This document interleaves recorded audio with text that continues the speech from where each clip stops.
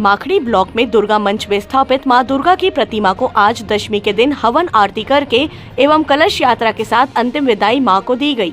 इस प्रकार माता की प्रतिमा को विसर्जित किया गया। साथ ही माखड़ी ब्लॉक के अन्य गांव में भी मां दुर्गा की प्रतिमा का विसर्जन किया गया।